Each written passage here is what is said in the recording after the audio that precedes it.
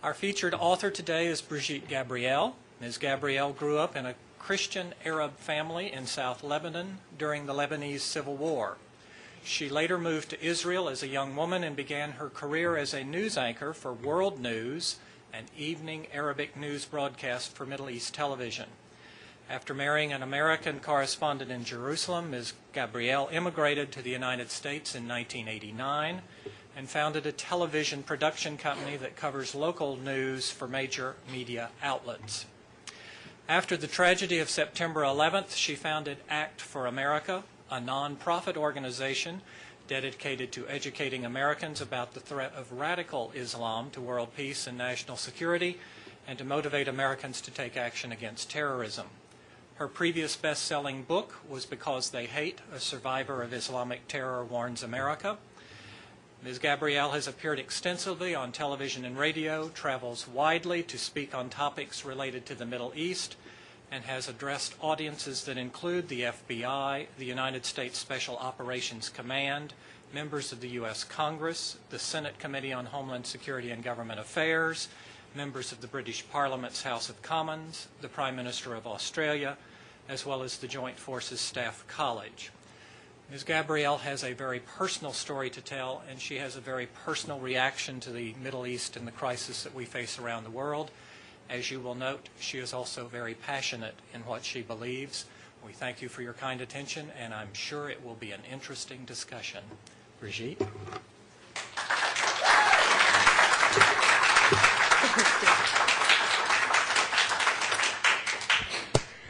Thank you. I am honored and delighted to be here today, and I want to thank each one of you for giving me your time for 1 hour today to listen to why I believe we need to be concerned about radical Islam. And I want to emphasize, because this is such a sensitive subject, that I am talking about the radical Islamist rise across the world. I'm not talking about the moderates. I will address them, but this lecture is about the rise of Islamofascism throughout the world. Terrorism is not a Republican issue. It's not a Democratic issue. It's not a libertarian issue. Terrorism is an American issue. Terrorism is a threat facing Western civilization today. Terrorism has been on the rise, is on the rise, but we have not opened our eyes till September 11th until it happened on our soil. America was attacked since 1979 under the Carter administration, who was a Democratic president, with the hostages in Iran. America was attacked under the Ronald Reagan administration with the bombings of the Marine in Lebanon in 1983. America was attacked under the George Bush Sr. administration. America was attacked under the Clinton administration, who was a Democratic president. It was actually under the Clinton administration that the Taliban trained 10,000 Al-Qaeda members in Afghanistan. Those people were not being trained for entertainment purposes. Those people were being trained to attack the United States of America. George Bush Jr. and Dick Cheney were not even a blurb on the political American landscape. So for people today to say that we are fighting terrorism because of America's foreign policy and because George Bush is fighting in Iraq and in Afghanistan, it is absolutely not true. And whoever we're going to elect this next election, whether it's going to be Obama or McCain, they're going to be facing the exact same problem our past presidents, Carter, Reagan, George Bush Sr., Clinton, George Bush Jr., have dealt with.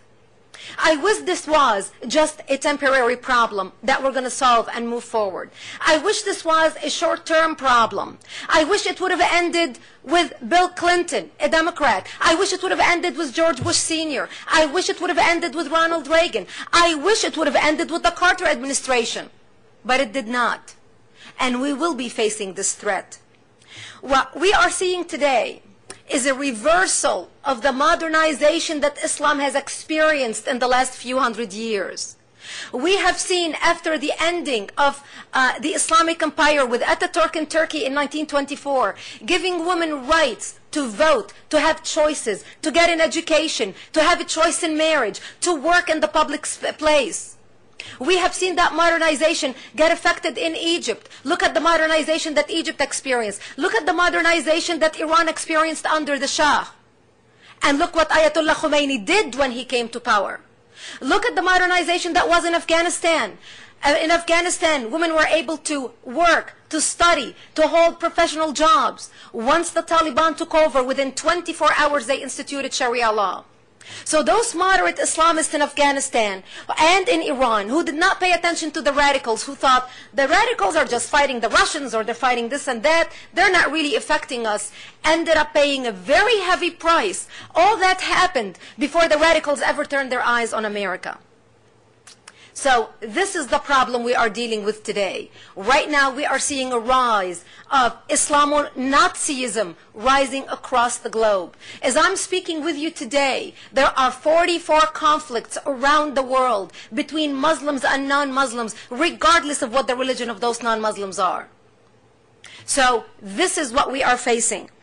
A lot of people say Islam is a religion of peace. So how did Islam start? A lot of people do not know how Islam started, and I'm going to give you a brief preview. Islam began when Muhammad got his vision from the angel Gabriel in 622, when he believed he was the prophet and the last chosen one to carry God's word to the earth and to the masses. So he started preaching his vision, and he spent 12 years trying to win followers in Mecca, his city. But he failed. He only was able to recruit very few people who were closest to him.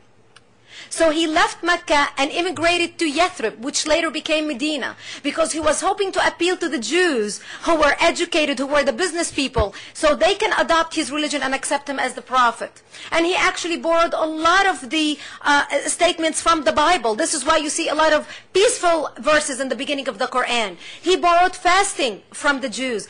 Muslims don't eat pigs. That was a tradition borrowed from the Jews. He was trying to appeal to the Jews to accept him. And when he failed to convince him to accept him as the last prophet and accept Islam, he declared war against them and he became a warrior. And he started killing them and expelling them. And I discussed 3 main battles in my book, They Must Be Stopped, as to how those battles affected Islam today and how Muhammad became a military warrior. And I discussed in particular the Treaty of Hudaybiyah, because Muhammad was not only a prophet, he became a military leader and a fighter. He led by example in fighting war and jihad against the infidels or the non-believers. And the Treaty of Hudaybiyah is about when Muhammad signed the peace treaty with the Meccans, because he could not fight them, he could not win against them. And a problem erupted in Hudaybiyah, near Mecca, and he signed the 10-year peace treaty with the Meccans. And the 10 peace treaty says that they will have peace between the two of them. And Muhammad took the time to strengthen his army, to strengthen his people, to rearm, and finally broke the treaty 2 years later and attacked the Meccans, taking them over because they had put their guards down, being deceived that Muhammad was not a fighter anymore, he was not going to fight them.